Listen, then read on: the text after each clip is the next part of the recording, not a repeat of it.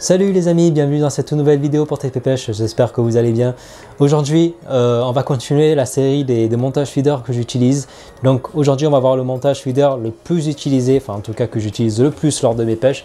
Donc ce montage-là s'appelle le montage à plat, donc c'est le montage qui est réellement utilisé même par la plus grande majorité des pêcheurs au feeder, parce que ce montage est efficace et facile à faire et permet la pêche aussi de beaux poissons, parce qu'on ressent énormément les touches très prononcées des gros poissons, et en plus de ça on peut varier l'autoferrage. Allez, on va voir ça de suite en image, comment on fait ce montage là, et je vous retrouve en fin de vidéo.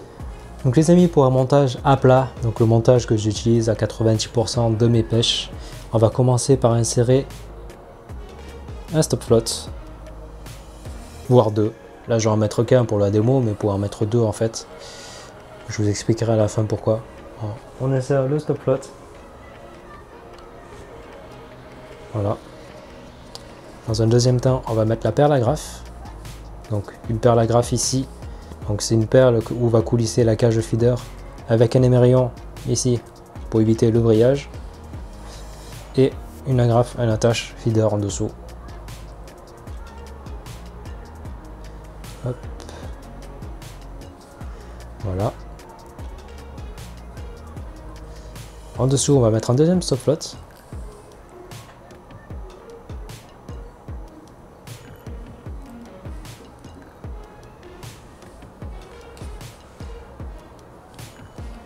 Voilà, la perle agrafe va coulisser entre les deux stop floats. Avant de torsader, je vais remonter un peu le tout, je vais laisser 40 cm et je vais insérer le micro émerillon.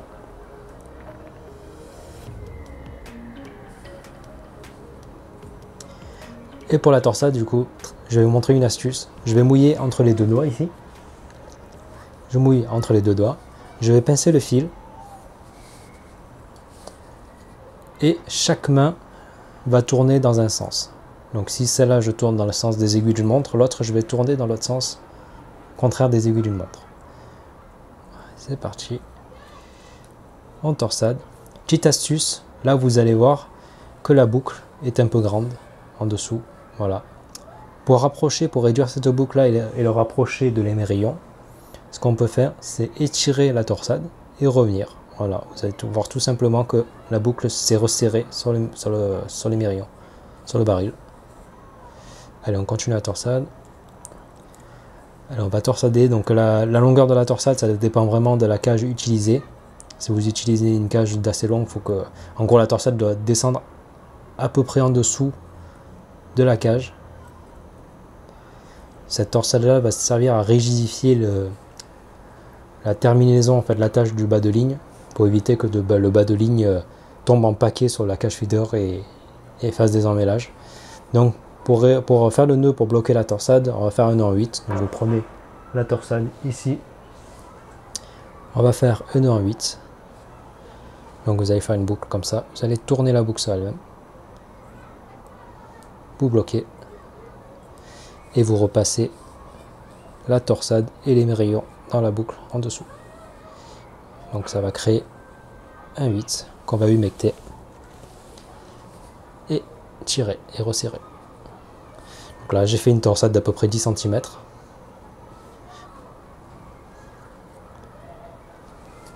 Et on coupe l'excédent. Si je fais bouger la nappe.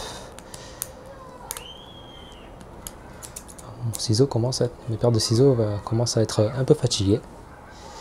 Voilà, donc on a la torsade. Vous pouvez couper à ras ici. On va descendre le stop float précédemment inséré contre le nœud de la torsade.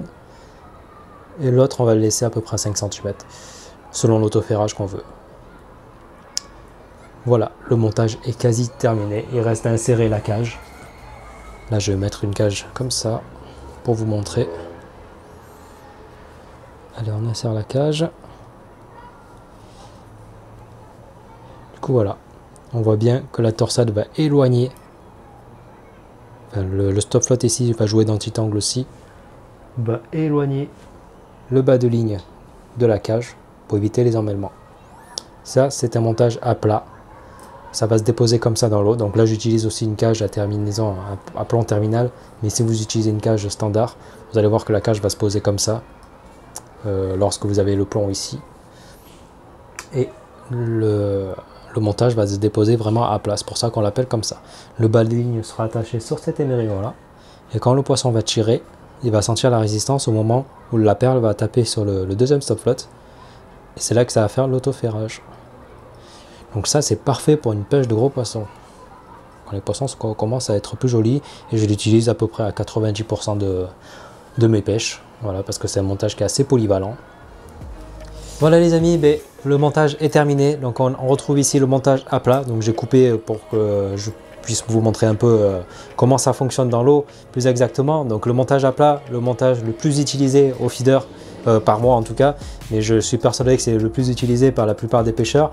Donc c'est très simple, une cage qui vient coulisser sur le corps de ligne, bloqué entre deux stop flottes.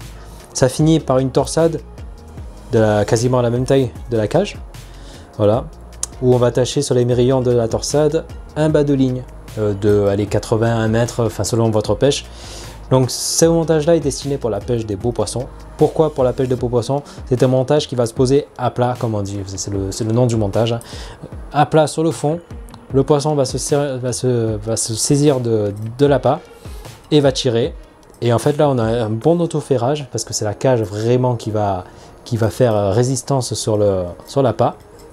On a un très bon autoferrage. Et puis ça permet de vite attraper la canne pour sortir le poisson de l'eau. Voilà, un montage qui peut se décliner en un autre montage qu'on appelle le montage hélicoptère. Donc pour ça, on va se retrouver la semaine prochaine pour le montage hélicoptère. Ça sera une vidéo plus petite, malgré le fait que je vais reprendre quand même le montage à plat pour pouvoir le faire. Mais je vais reprendre du début parce que justement, je trouve qu'il est important de découper ça en plusieurs vidéos. Mais la vidéo sera quand même assez courte.